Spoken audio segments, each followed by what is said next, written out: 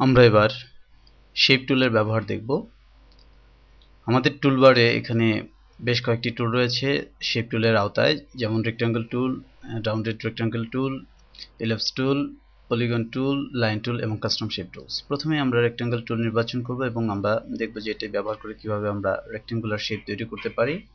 এখানে একটি নতুন লেয়ার হয়ে গেছে এবং একটি শেপ ড্র হয়েছে। আমরা যদি কালার পরিবর্তন করে দেই তাহলে আমরা পার্থক্য বুঝতে পারবো যে এখানে যে শেপটি হলো এটি মূলত কি শেপ হয়েছে। লক্ষ্য করুন, আমরা এভাবে করে যতগুলো শেপ তৈরি করব এখানে একটি করে আলাদা লেয়ার তৈরি হবে। এবার আমরা আরেকটি শেপ টুলের সাথে পরিচিত হচ্ছি, সেটি হচ্ছে রাউন্ডেড রেক্ট্যাঙ্গেল টুল। এটি মূলত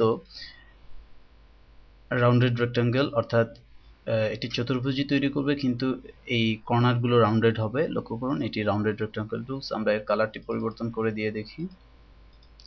আমরা দেখতে পাচ্ছি যে রাউন্ডেড রেক্ট্যাঙ্গেল টুলটি কিভাবে হচ্ছে, এবং আমরা এটি বিভিন্ন শেপে বিভিন্নভাবে করতে পারবো। আমরা বাটনের শেপে এই ধরনের টুল ব্যবহার করে দিতে পারি।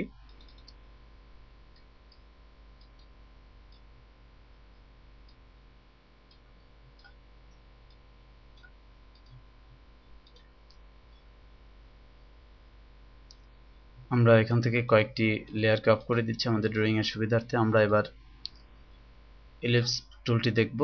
এটি মূলত বৃত্তাকার বা বৃত্তীয় শেপ তৈরি করবে। লক্ষ্য করুন, আমরা বিভিন্ন রকম শেপ এই টুলস ব্যবহার করে করতে পারি।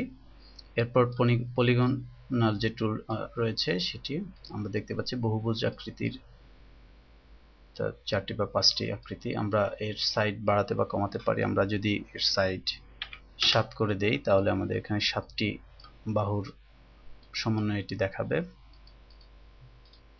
আমরা কিছু লেয়ার ডিলিট করে দিচ্ছি।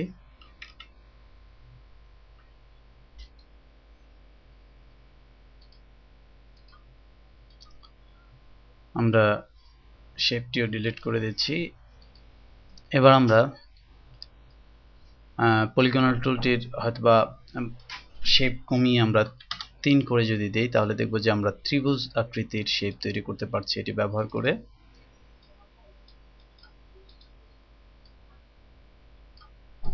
এভাবে করে আমরা বিভিন্ন ধরনের শেপ এর মাধ্যমে তৈরি করতে পারি।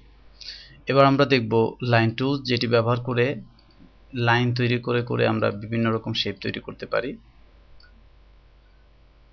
পরবর্তীতে আমরা সর্বশেষ যে টুলটির সাথে পরিচিত হব সেটি হচ্ছে কাস্টম শেপ টুল। এটি ব্যবহার করে কাস্টমাইজ কোনো শেপকে ড্র করা যাবে এবং সেই কাস্টমাইজ শেপ আমরা এখান থেকে লোড করে নিতে পারবো। বিভিন্ন ধরনের শেপ আমরা দেখতে পাচ্ছি। আমরা এভাবে করে এই শেপগুলো তৈরি করতে পারি।